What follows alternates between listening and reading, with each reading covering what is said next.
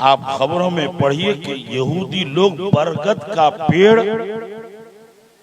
लगाते हैं और पूरी दुनिया में उनका ऐलान है कि जो भी बरगद का पेड़ लगाएगा उसका खर्चा यहूदी करेगा। क्यों?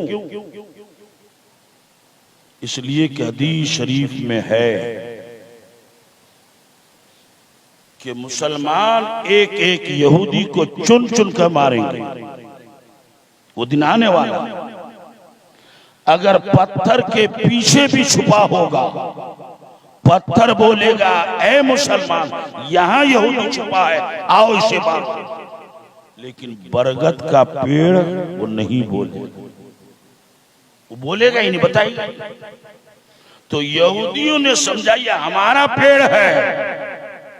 आज यहूदियों को अपने मजहब पर उतना यकीन नहीं है जितना यकीन हमारे नबी की हदीस पर है,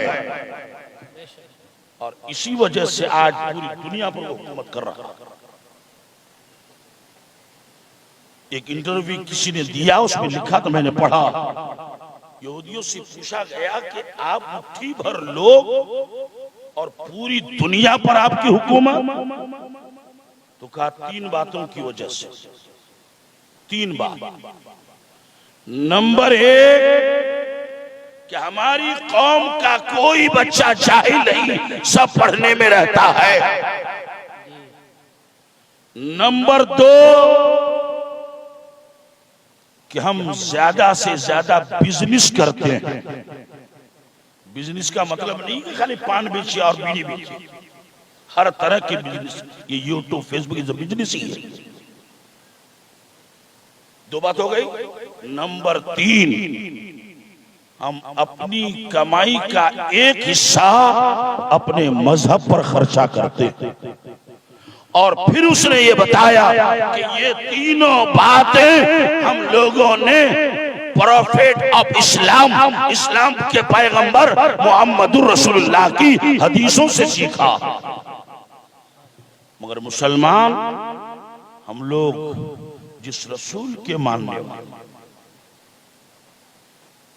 जिस गौस व ख्वाजा के मानने वाले, सिर्फ नाम का तो मान लेते हैं, लेकिन उनकी तालीमात, उनके अहकामात, उनके हुक्म, उससे हम लोग कोसों दूर हैं। मैं बड़ी जिम्मेदारी के साथ अर्ज करूं,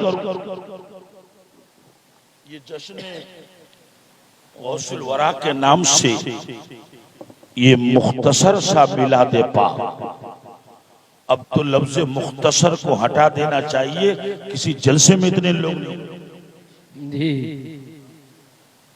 है ना। ये सब फैजान है सरकार बाबू हुजूर का।